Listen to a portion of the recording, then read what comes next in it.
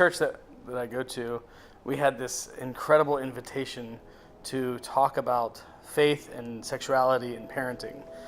And I mean, of course, I was like, oh my gosh, what are we going to do here?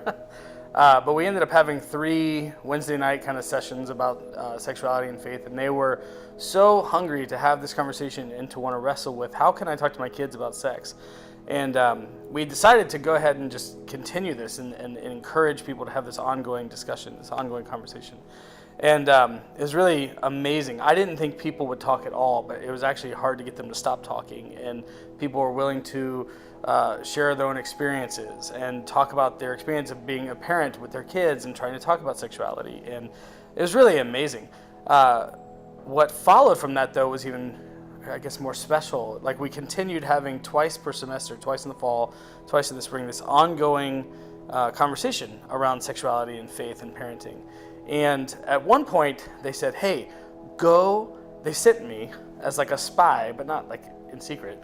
They sent me to go talk to college kids about their experience of learning about sexuality. What do you wish the church would have said? What do you wish the church would have done about this? What do you wish your parents would have done? What went well? What went really bad?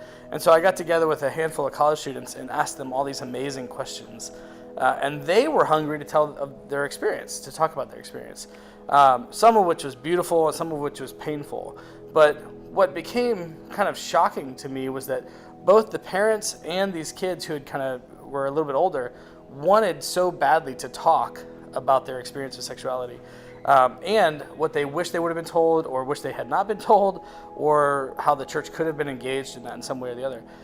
And as we've done this work for Science and Youth Ministry, I couldn't help but think that that was a really interesting kind of example of the way that we treat science. So there's these questions going on with kids that parents are terrified of. They don't know if we start talking about some of these questions related to science, what they're hearing at school, is this going to tear down the house of cards? They wouldn't call their faith a house of cards, but is this going to tear down the kind of foundation of what we believe to be our faith?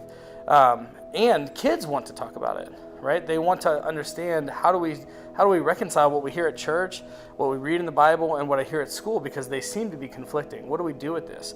And so as I had this experience of talking about faith and sexuality, it became very clear that the one common thread was that nobody was talking about it, and they all wanted to be talking about it, and we needed desperately to set the table to invite a healthy discussion. I wonder if it's the same with science. I wonder if it's the same with some of these different scientific theories and findings and these big questions that kids leave school with. And I hate the idea that somehow education, whether that's high school or college, would be treated as a threat to our faith in this way that, if we get kids to start asking questions, all of a sudden everything's going to unravel. I find that to be foolish. I don't think that is, I don't think that's helpful. I don't think that even gives any sort of credit to God's sovereignty at all.